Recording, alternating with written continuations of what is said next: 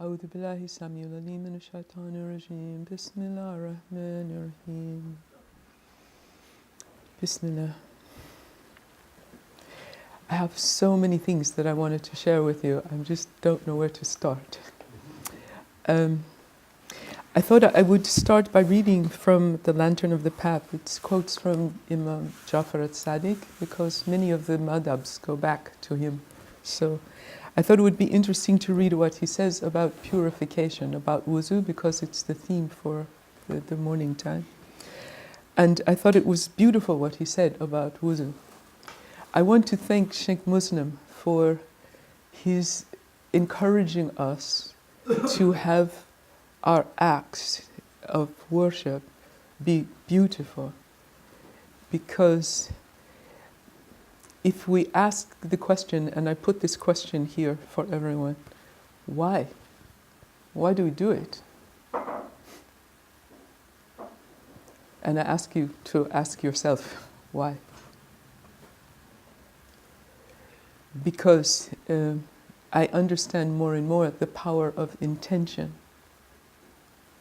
So we need to be clear what our intention is when we do each thing that we do, because we will achieve what we intend, is what Allah Ta'ala tells us. And I have 5 children and 12 grandchildren, and I was a working mother, and much of the time when I was supposed to be praying or making dhikr, or I was thinking about the shopping list or what I was going to do next, or I wasn't present. And recently suddenly Allah just plucked me out of that, and here I am, and I'm not working. And I had the chance to actually be a little bit more present. And Sheikh Muslim said that he was going to teach us about the prayer, so I said, I better practice this. I better be more present. And it was such a gift.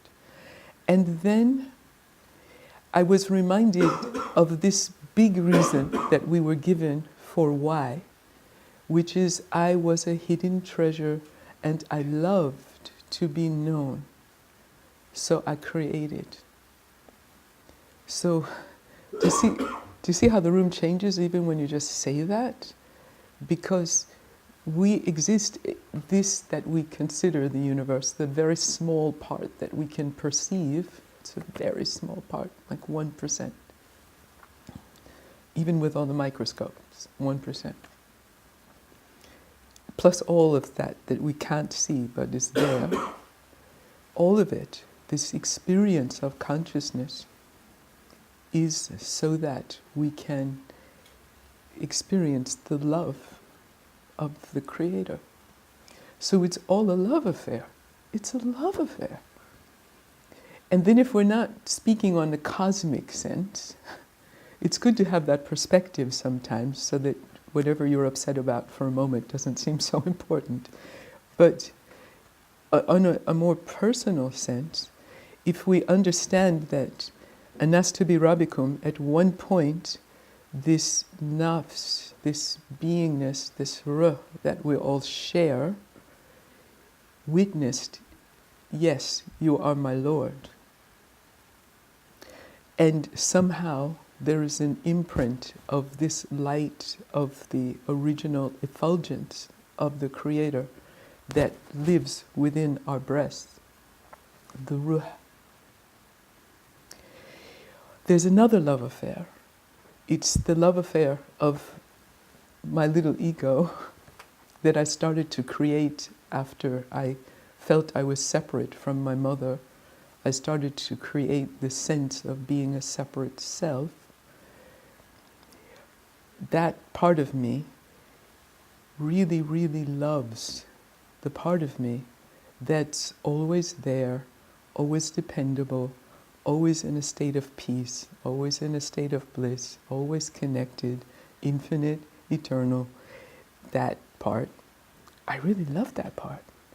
Because my ego, my little self, I want to be constantly comfortable. I want to be happy. I want to be blissful. I want whatever I like to not go away, to be there forever. I want that ongoingness.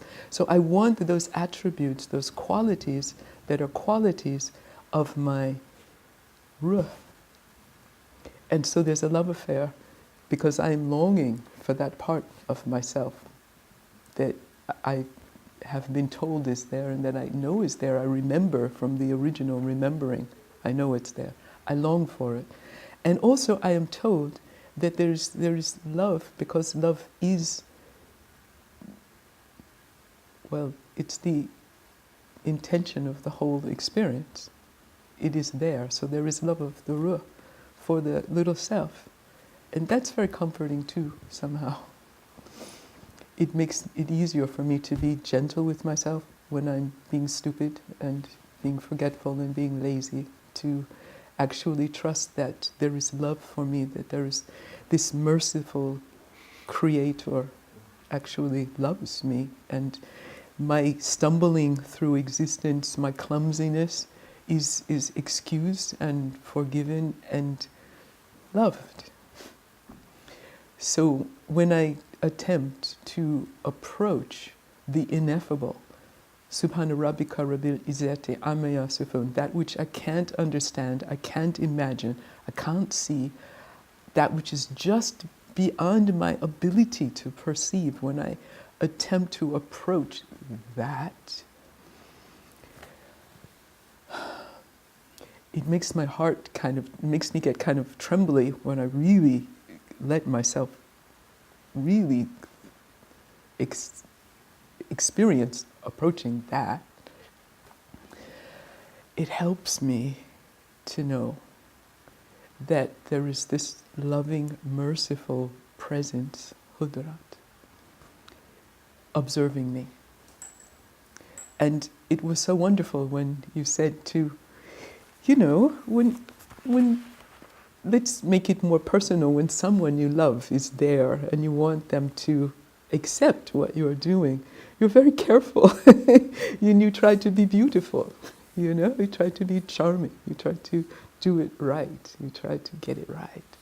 And so it really helped me when you said to make the wudu beautiful, because it sweetened the experience. So it wasn't this thing I have to do to get over with so I can get on with my life. I have to do wudu, then do the prayer, and then I get on with life. But instead, it was this loving act that I was doing, preparing for the tryst with the beloved, which is the prayer. It changed it. And thank you for that. It was wonderful. So, what Imam Jafar Sadiq says about purification. If you seek purification and ablution, then go to water as you would go to the mercy of God. For He has made water the key to being near to Him in intimate conversation, and a guide to the domain of His service.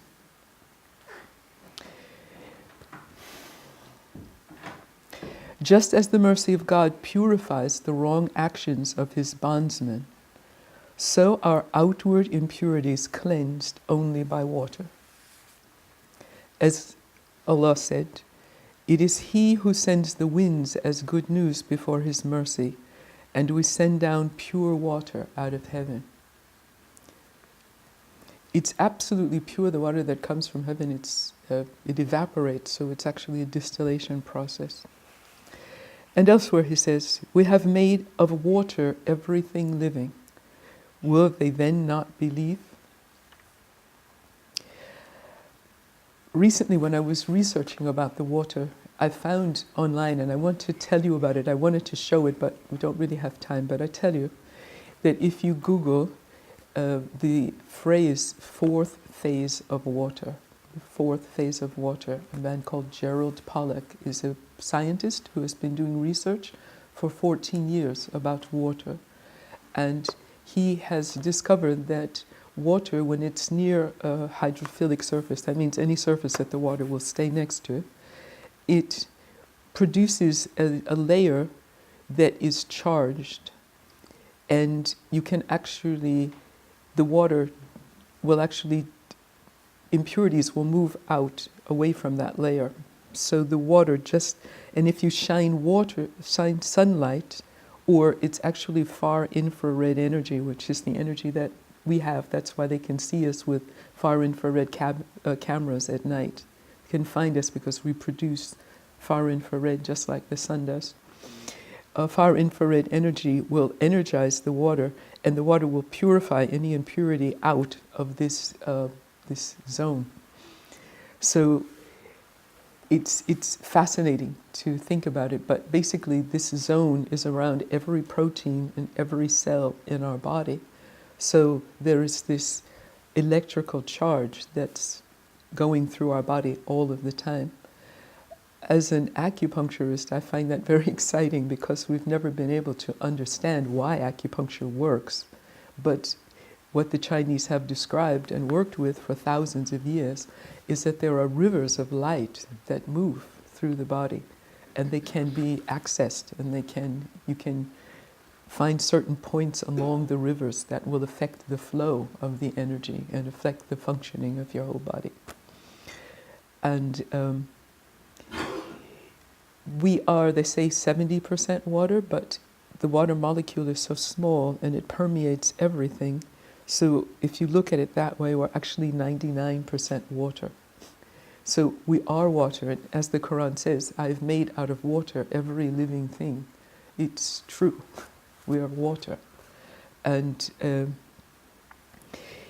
he goes on, as he gives life to every blessing in this world from water, so by his mercy and overflowing favor, he gives life to the heart and to acts of obedience and to reflection in the purity of water, its fineness, its cleanness, its blessing, and the subtleness of how it mixes with everything through water. He also gives life to the heart. When you purify those limbs which you have been commanded by God to purify, and which you use to worship in your obligatory and customary prayers. From each limb come many benefits. When you treat the limbs with respect, then their benefits will soon spring from you.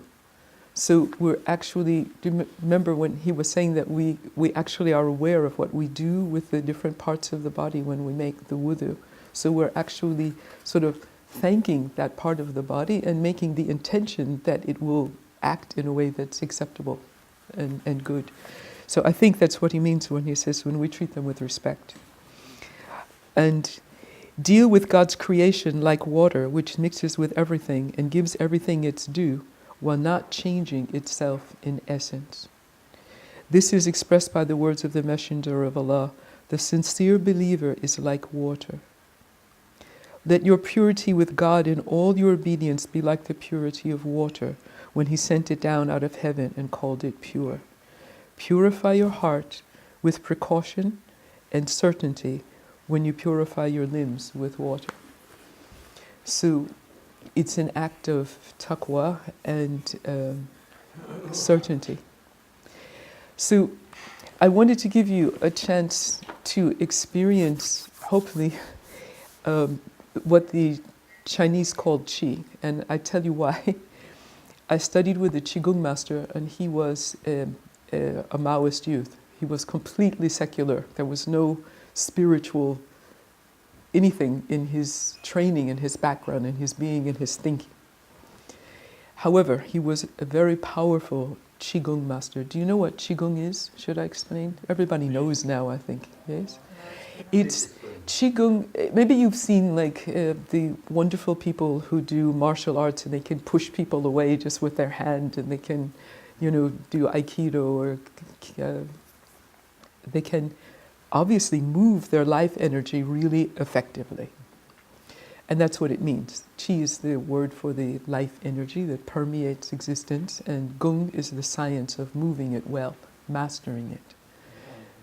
This Qigong master, his job was to work in a place that had been established by the Chinese government for people who'd been giving the death sentence. Their doctor said, we can't do anything more for you, you're going to die. And they would come in a train, usually about 1,000 at a time were there. And they would do Qigong 2 or 3 times a day, and they would be given Chinese herbs, sometimes acupuncture. Most of them didn't die. Many of them stayed on to teach other people to do Qigong.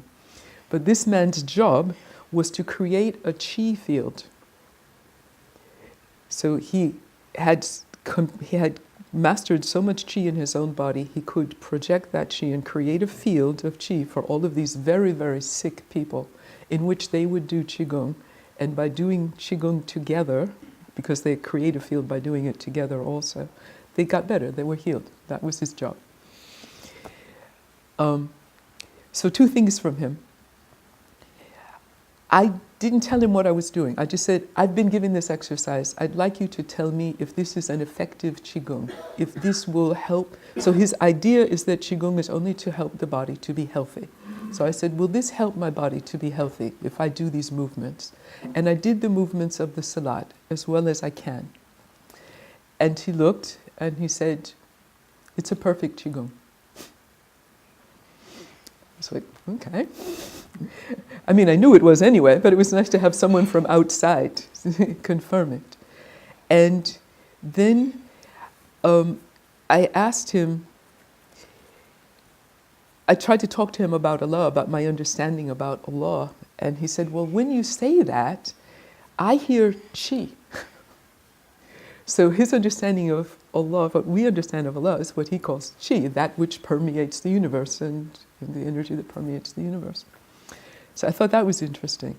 And that made me start to think, to combine the Qigong study with my worship of Allah and begin to get some sense that maybe there was a connection there.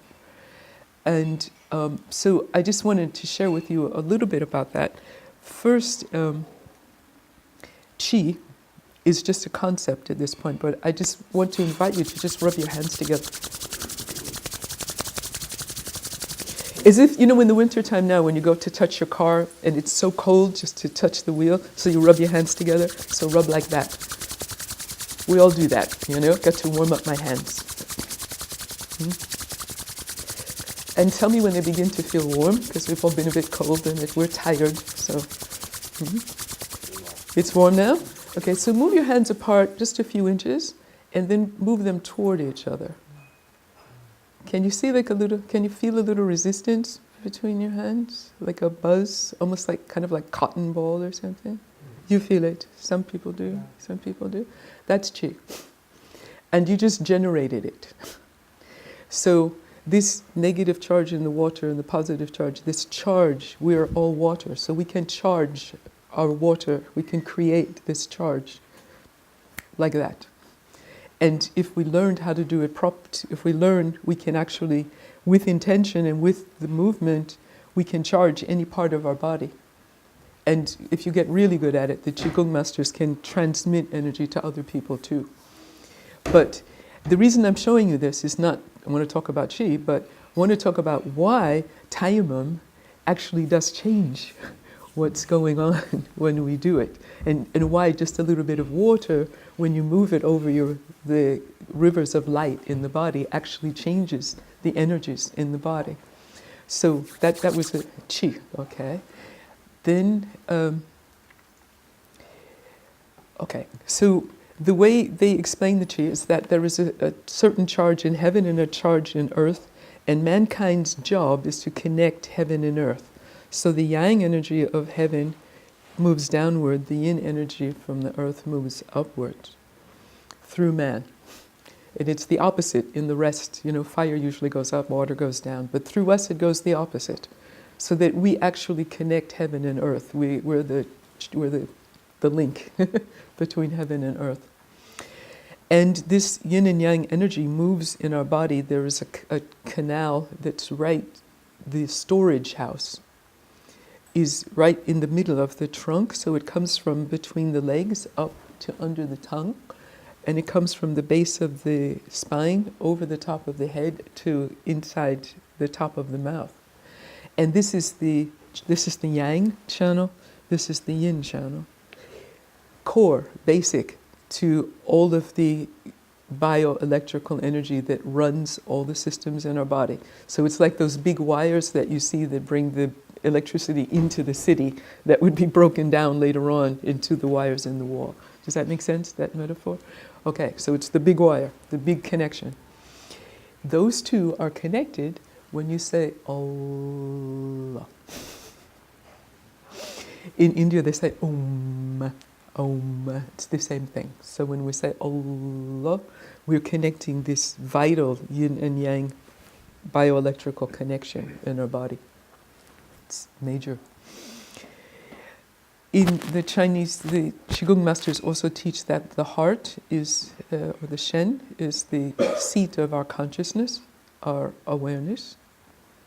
Many cultures, it seems probably true because pretty much every time people have actually done the research to find out about consciousness, they locate it here. And this polishing of the heart is I believe it's actually programmed into us that we keep evolving. We started out as microorganisms, small little blobs in the water, and over the millions of years we've evolved to this amazing state where we have a consciousness that can be conscious of itself. And it's still going. So that's kind of, I'm still addressing why do we do it? Why are we here? Why do we pray? Why? So this connection between heaven and earth, it's very important. So it's important always to connect to the earth through your feet. And the only point on the bottom of your feet of all of these powerful points that affect your body is one called bubbling spring. And it's literally like two springs, two shalom that come up under the bottom of your feet. And it's like the earth just sends energy into your body through the bottom of your feet. So there's great blessing in doing that. And these points in the middle of your hand are the fire points for the heart protector. And they're a direct connection to this heart consciousness that we have. And they protect it in a way. And they also project the love and the awareness and the consciousness of our heart and our intention when we move to do something. So it's the natural action to comfort someone to place their hand there, and we just think about that when we have the positions where we move our hand. So right in the middle of the hand, straight to the heart. Also, there is a point called Shen Men, which means gate of the spirit. It would be like a Babul Ruh. And it's just at the base of the hand on the little finger side. So when you hold your hands, you're holding this point that, boom, connects you straight into the seat of the heart, the seat of our consciousness. That's there. I have a list of them. There are many, many that go on. Pericardium 8 on that. 7. When we kneel, and this part of our leg is down on the ground, these points are connected to the intestines, to the stomach, the small intestine, the large intestine, so we're actually helping the processing of these organs when we kneel here on this foot. We were discussing in the kitchen this morning the difficulty of bending this big toe, to really get that big toe bent. I've always wondered why the big toe? Why do we have to keep the big toe bent? I'd love to hear what the tradition explanation of this is. But in terms of the hologram principle is that there is a picture of the whole in the part.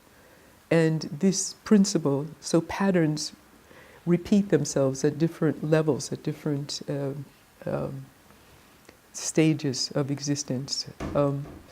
So there is a picture of the whole body on the eye, the iris of the eye, on the hand, on the foot, on the ear.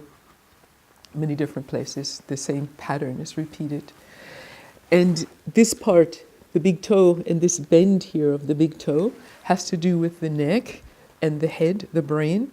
So we're stimulating the brain and we're releasing this tension that we get in our neck and our shoulders all of the time when we bend this big toe in the prayer. And we do it regularly. So I think if one grew up doing it, it would probably help you not to develop this sort of chronic tension in the neck and shoulders that many of us suffer from. there's a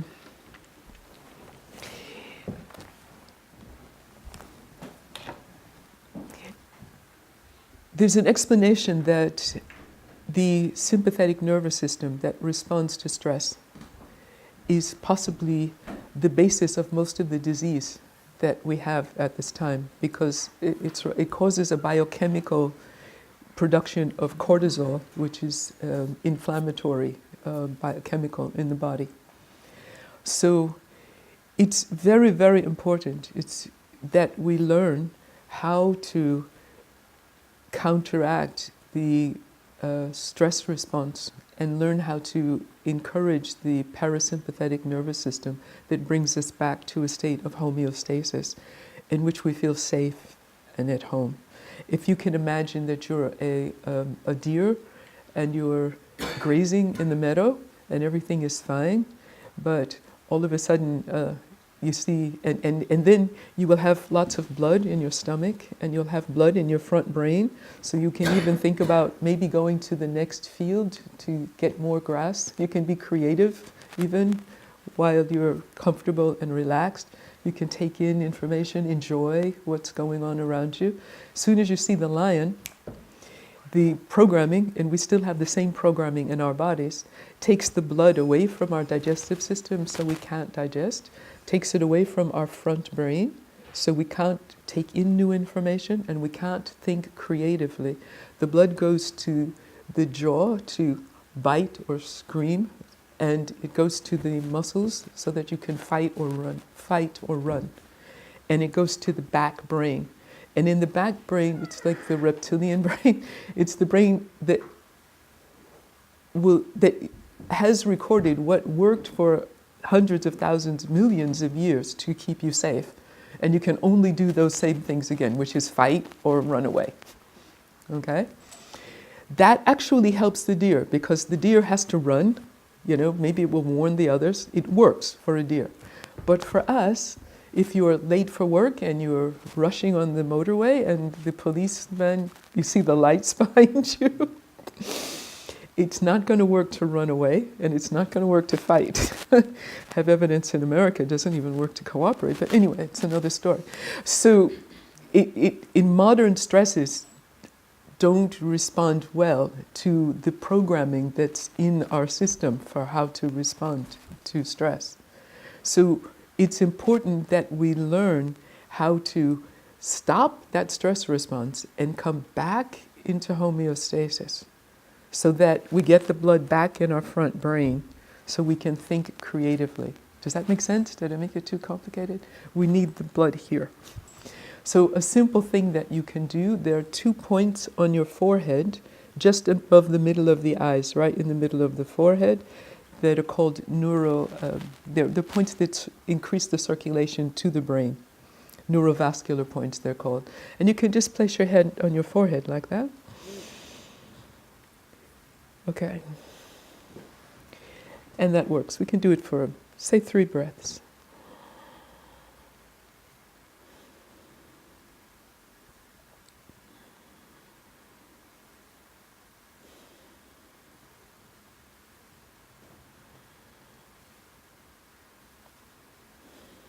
You can drop your hands when you're ready.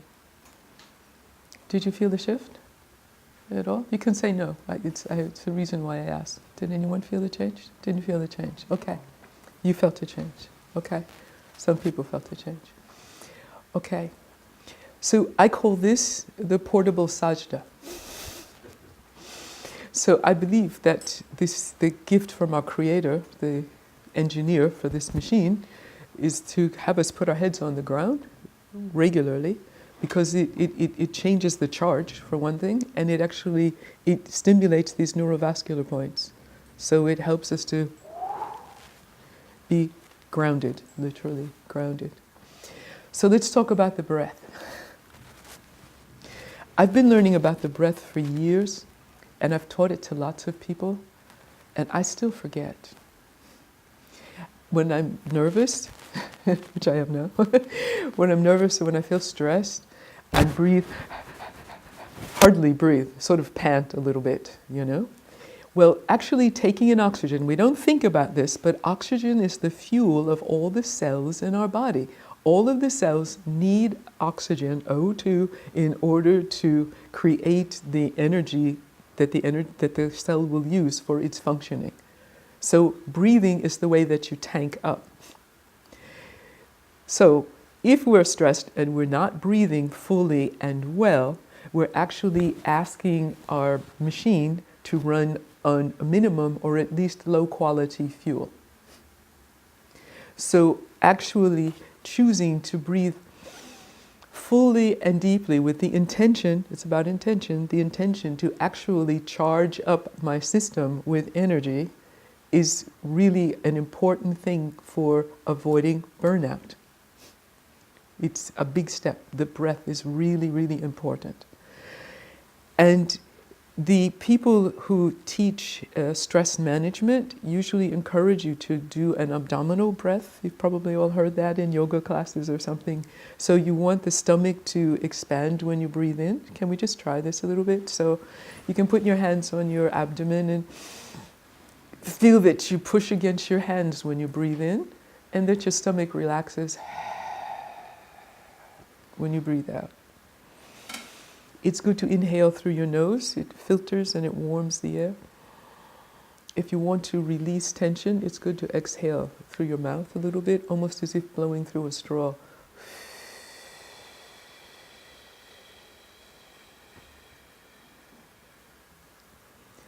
Also, you can put your tongue in the top of your mouth. It's good to rest it there. Don't put it there, but rest it there.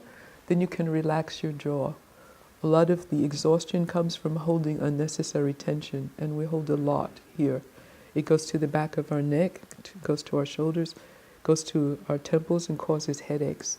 So actually resting the tongue on the top of the mouth. So you're pretty much saying Allah all the time. So you can, that breath, did you feel the shift even just doing a couple of those? Usually breathing freely helps. Breathing fully helps there. I went to a yoga class recently and I thought, oh, I've got the breathing thing now, I've got it. Even if I forget to do it, at least I know how, I thought. Then I was reminded that a full breath means that your diaphragm goes down, but then your ribs actually open up so that the lungs can expand. And your shoulder blades kind of go together so that the chest expands, so that there's room for the lungs to expand. I mean, when was the last time you did that? Like never. So I'm thinking, Alam nashra laka sadrak. Have I not expanded your breast? Okay? So this is what I'm inviting you to at this point. So if you just place your fingers on your breastbone, and place your feet on the ground if you can to ground you. And just when you breathe in, just feel a slight, like a butterfly movement forward and out. Just allow the feeling of your breast expanding when you breathe in. And just let it collapse afterwards. And see if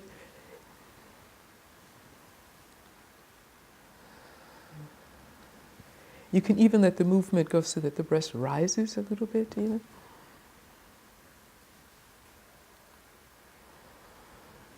And even let your shoulder blades come together in the back, so that this tension from the phones and the computers that sits on our back all the time, this weight of the material world, the dunya, we carry it on our shoulders, just to shut that off for a moment and let the wings of the shoulder blades open up a little bit. Right? So I'll shut up for a few moments and just leave you a few minutes to just feel that opening, shoulder blades coming together.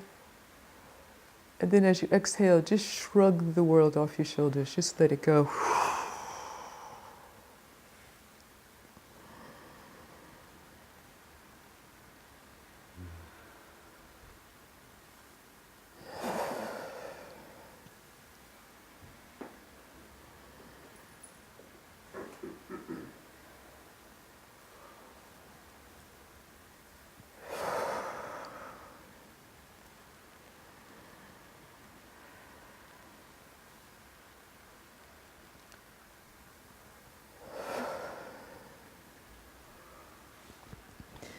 And you might feel a bit dizzy. It's the unaccustomed experience of oxygen in your brain. So if ever you feel stressed by a change, by a shift, I invite you to do the portable sajda. Anytime, when you have to learn something new, when you get too much information from the television set, get traumatized by hearing about something that happened. Now do the breathing along with holding your head and see if you have more effect.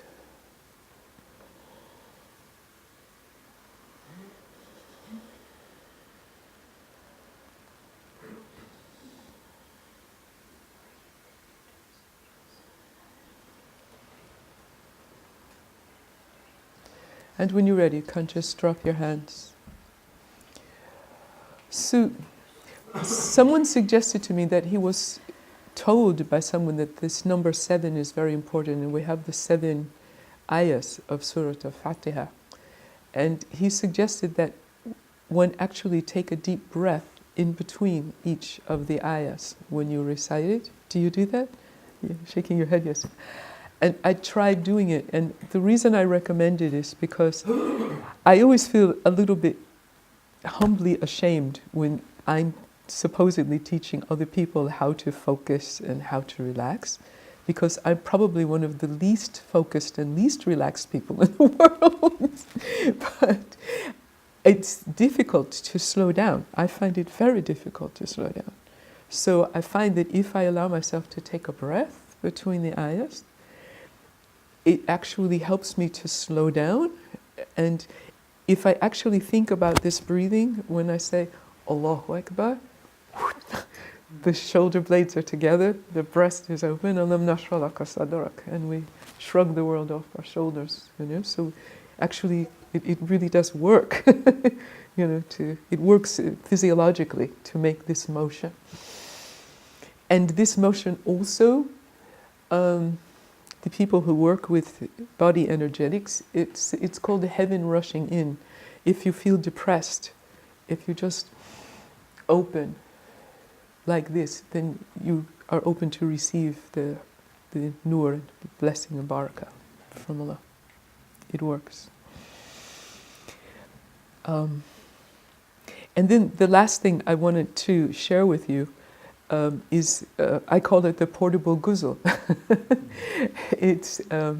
It's called Doin, and it's something that is practiced all over the East. Those of you who've traveled have probably experienced it somewhere. And it can be done with different intentions, just like the wudu has different, over the thousands of years, there are different versions of how to do it. For this, there are many versions of how to do it and different intentions. But the intention of the Doin can be to energize the body, to wake it up. So when you're tired and you don't want to have yet another cup of coffee because it's late and it will keep you up at night, you can do this. You can also do it when you want to release energy that's blocked up, that's causing pain and discomfort in your body. You can release it and always send it down into the earth, like the water falls down to the earth, because she sends back roses.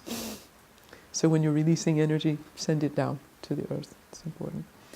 You can also use it with the intention of following the pathways of the light rivers, the meridians that flow through the body. They have a particular direction in which they flow.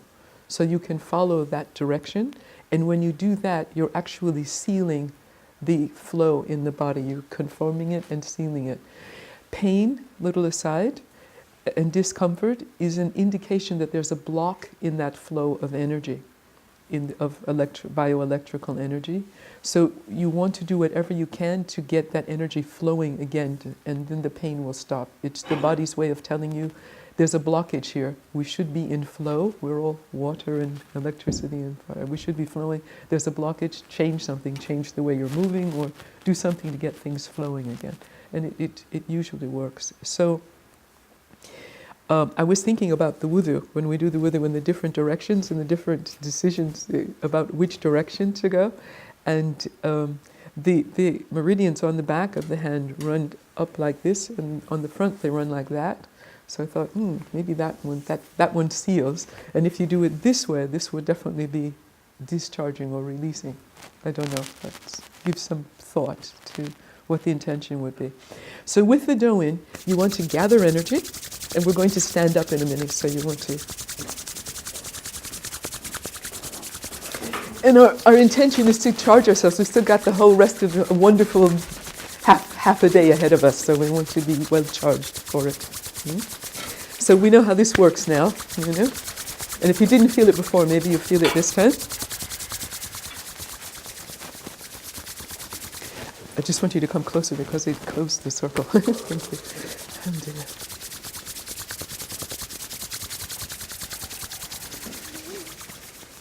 And then you can just take that energy you've built up and take it to your face.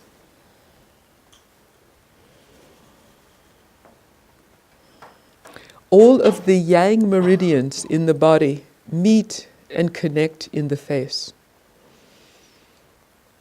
So wiping the face is clearing all the yang meridians in the body or charging them.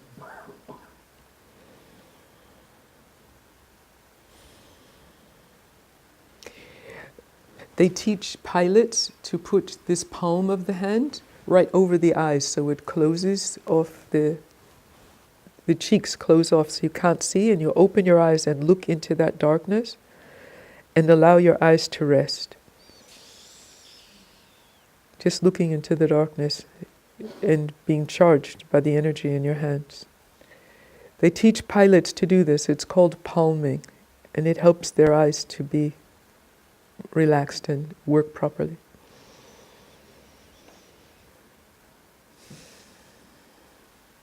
So we charge our hands again.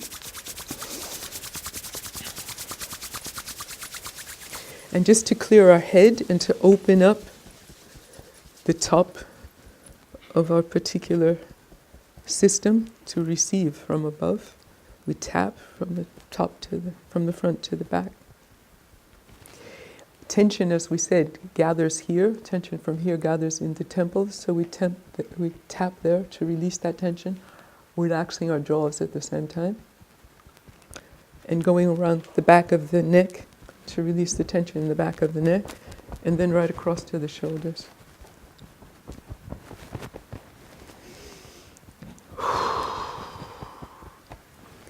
And then we just tap down the arms.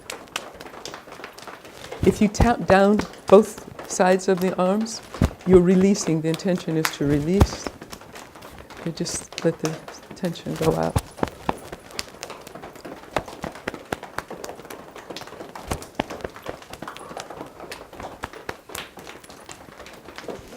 And then we tap, raise one hand and then push it so you can tap right across your shoulders. And down the side to release the intercostal tension. Change sides.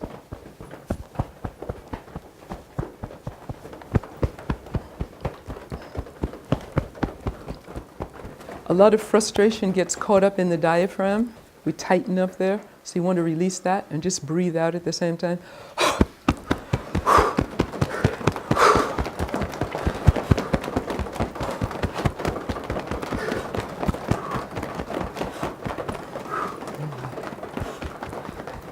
And then we just take out whatever through the arms. So if we do it this way,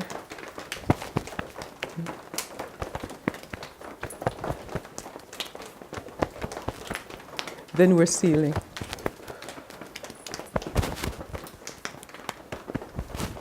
So can you feel it's a little bit different if you do it the different direction? Okay.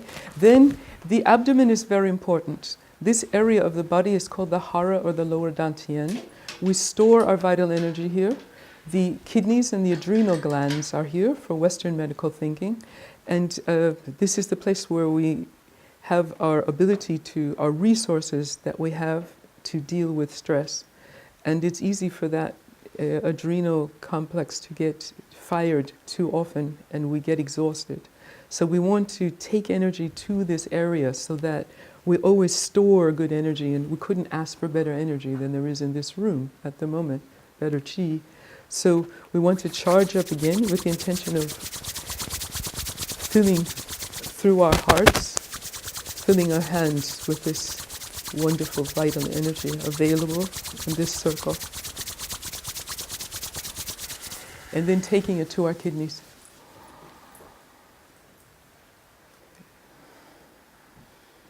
The wintertime is the time of the kidneys.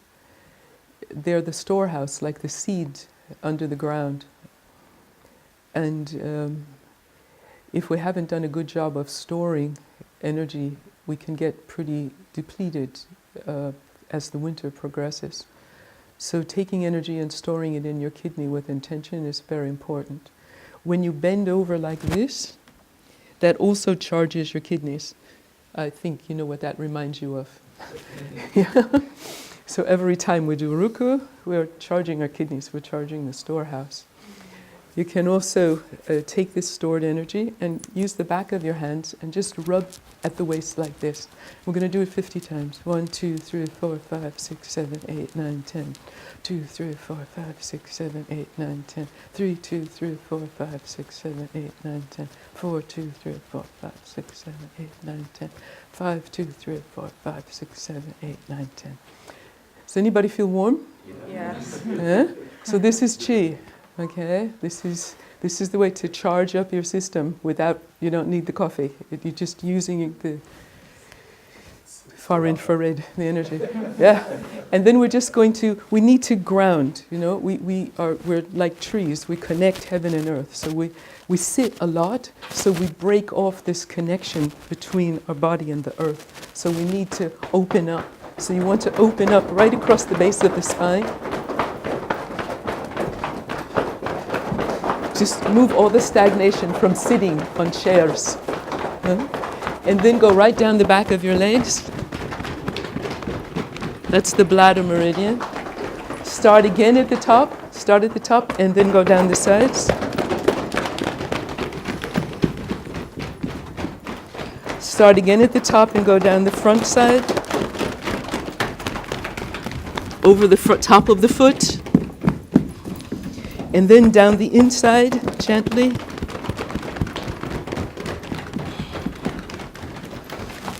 And then finally, if you just stand on facing sideways, just open up your arms. As you inhale, open the back, your shoulder blades so they come together. Open your breast. And inhale and just take in the wonderful nur and mercy, rahmah of Allah, just open to receive that beneficent, loving presence that comes with each breath. And just feel your arms, your hands being filled with that energy, and then bring it into your body and let it just fall like a waterfall right through your whole being.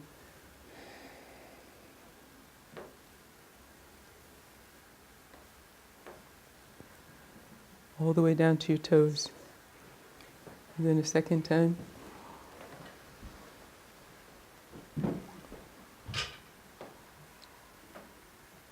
And just let it go right down the side. And the third time, make the intention for it to go right down the back, right from head to toe. And then finally pull it in and center it in your heart. Or your hara. Women put the right hand first, men put the left hand first.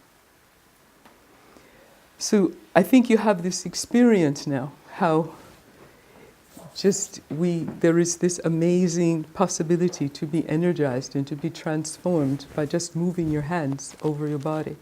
And it's my humble way to enter this conversation of why does tayammum work, why does wudu work, does it really change anything? And perhaps you have the experience that absolutely it does. It absolutely does. Inshallah. How's my time? Shall we stop? Thank you. Allahumma salli ala Sayyidina Muhammad wa ala Muhammad. Thank you.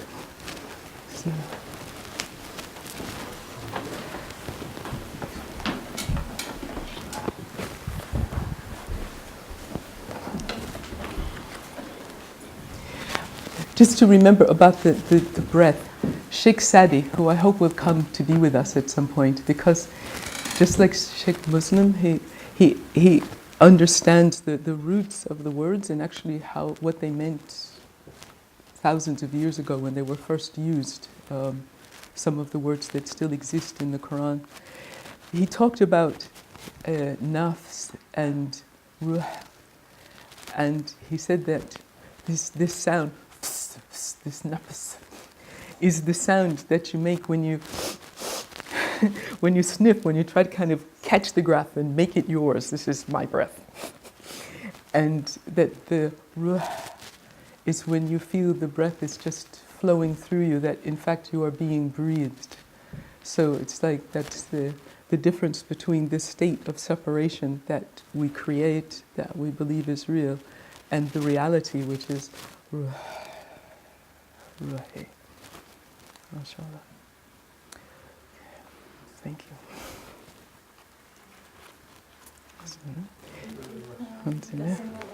Hope it was useful.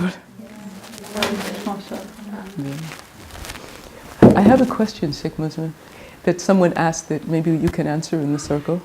What about the rest in the time of the prayers when it's summertime in Sweden and the day is very long and there's not much night?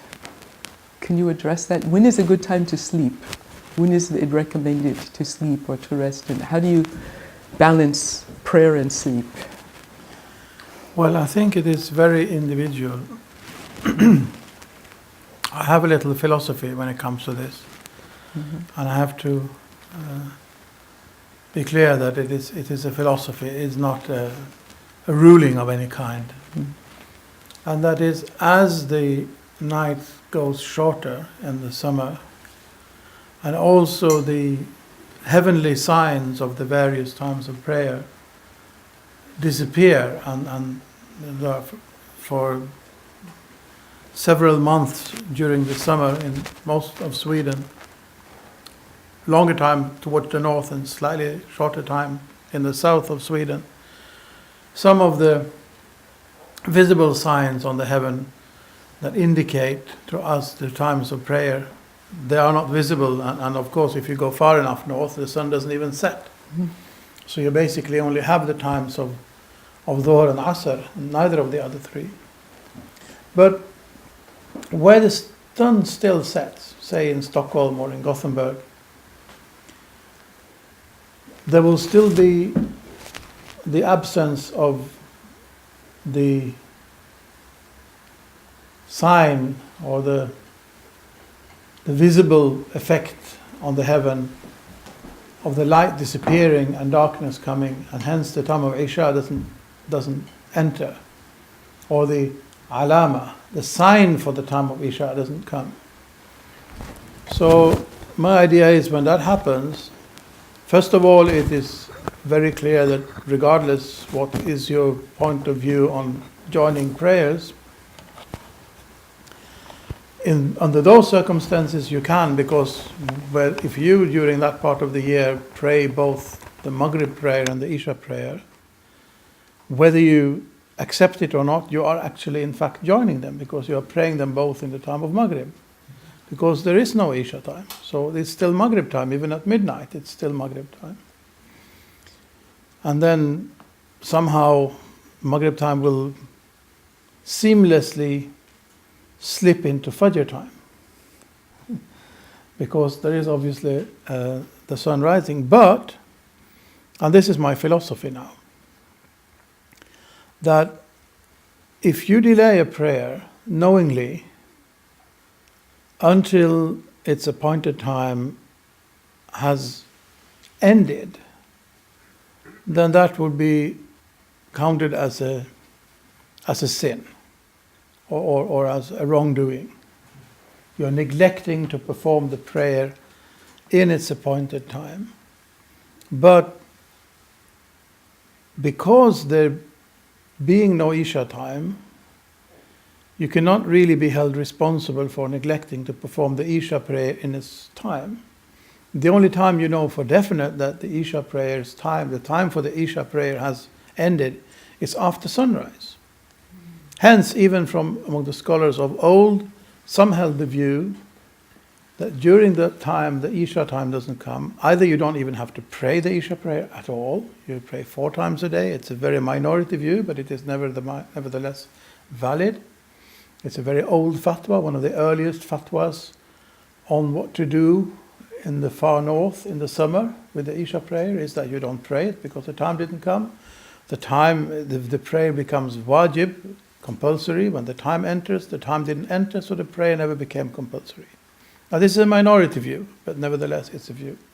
But the other thing is that if you didn't pray the Isha prayer, the only time you know that the Isha prayer has both come and gone is after sunrise, so you should actually perform the Isha prayer after sunrise. And then after it, the Fajr prayer. The Fajr prayer, yes, you should do it before sunrise, but the time for Fajr starts when the twilight appears on the heaven after dark. There is no dark, so there is no Fajr time. So hence, you perform both Isha and Fajr after sunrise. It is not a unanimous view by any means, but it is an accepted view. So hence, if you missed your Isha prayer and your Fajr prayer until after sunrise, you have actually not committed a sin, because there are even some scholars that say that is the only time you can pray them. You cannot even pray them before that time, because before that time you didn't. It's not been established now that the prayer time has come. And you remember when I said that it is necessary both for the time to have started and for you to be convinced that the time has started. With regards to the Maghrib prayer, yes, the time came because sun set. But you will not be guilty of neglecting to perform the prayer in its due time until the time has also left. Well, it doesn't leave, because it never gets dark until the sun has risen again. So it's again only after the sun has risen that you will know that the time for Maghrib has expired.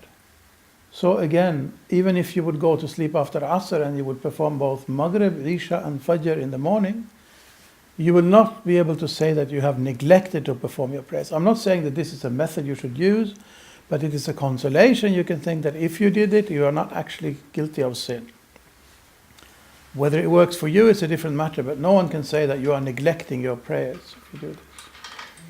And the time for Asr, of course, it is there anyway, and so is the time for Dhuhr, so they are not an issue.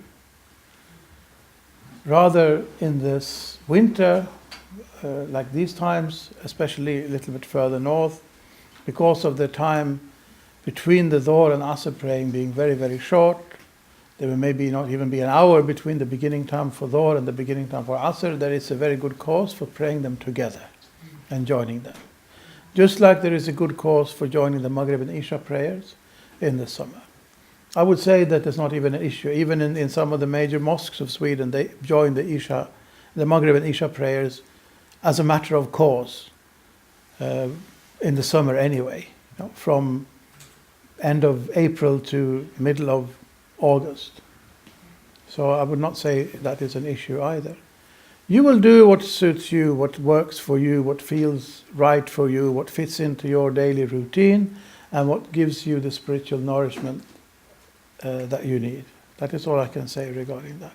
For some people it's even easier to wait until after midnight, when according to very many, the time of Fajr starts. When there is no Fajr time, there are several different methods of approximating a Fajr time or supposing a Fajr time. No one says it is the real time, but it is an artificial time to use in the absence of the real time.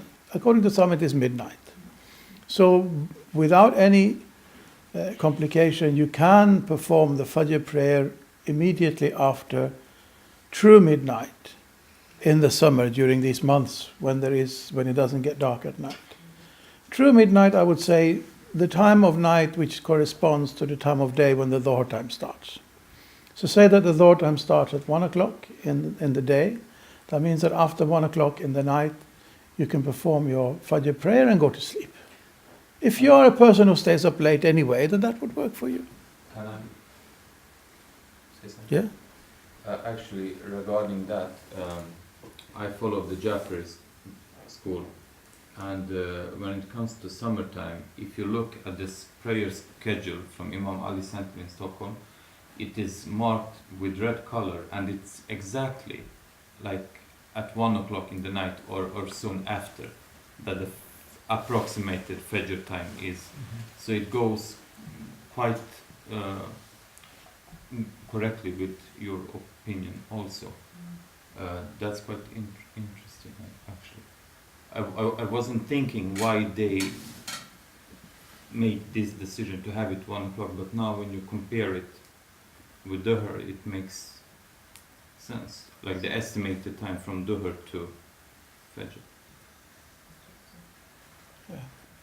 So basically the conclusion is that you should not let the prayer times or any other aspect of the deen make your life more difficult. If it does, then something is wrong. Deen is there to make our lives easy, and if the deen is making our life difficult, something is wrong, more likely our approach to deen. Usually because of lack of a deeper understanding, or just having a superficial knowledge, or we know the rules but we do not know the exceptions, or how to implement them in our situation. I think this is very, very important to be able to contextualize our practicing of the religion, in the situation, in the time, in the place where we are, and also with regard to who we are.